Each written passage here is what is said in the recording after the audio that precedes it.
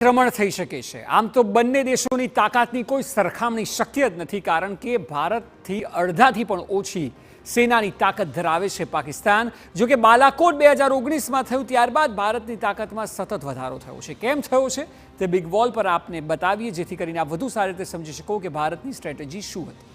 2019 બાદ આપ જુઓ, રાફેલ ફાઇટર જેટને સામેલ કરવામાં આવ્યા અને હમણાં 2 દિવસ પહેલા જ 26 રાફેલ ફાઇટર જેટની ફ્રાન્સ સાથે ડીલ થઈ છે, તે પણ દર્શાવે છે ભારતનો અભિગમ।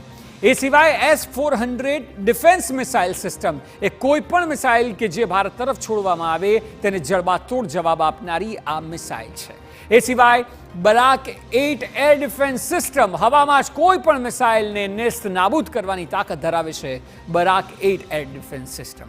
એ સિવાય સ્વદેશી એરક્રાફ્ટ સિસ્ટમ INS વિક્રાંત, એક તો INS વિક્રાંત અને INS વિક્રમાદિત્ય, આ બંને ભારતની તાકાતમાં સતત વધારો કરે છે। એ સિવાય અનેક યુદ્ધપોત અને સબમરીન્સ કે જે દરિયામાં ભારતની રક્ષા કરે છે તેમાં પણ વધારો કરાયો છે અને એને કારણે સેનાની 3 પાંખ આપ જોશો તો વધુ મજબૂત દેખાઈ રહી છે।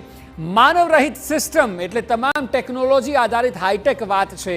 હાઈટેક વોચ સિસ્ટમ કે જે સીધી મેન્યુઅલી ઓપરેટ નથી થતી, ટેકનોલોજીના આધારે ઓપરેટ થાય છે અને દુશ્મન દેશને કે કોઈ પણ હુમલો થાય તેને આ વોચ સિસ્ટમ ટ્રેસ કરી શકે છે અને તેનાથી ભારતીય સેનાને મજબૂત ફાયદો મળતો હોય છે કે એડવાન્ટેજ રહેતો હોય છે। એ સિવાય મિસાઇલ્સ હોય, રોકેટ્સ હોય અને સટીક ગોળા બારૂદ કે જે દુશ્મનને નેસ્તનાબૂદ કરી શકે છે। આ બાલાકોટ બાદ ભારતે પોતાની તાકાતમાં વધારો કર્યો તેનું ઉત્તમ ઉદાહરણ છે।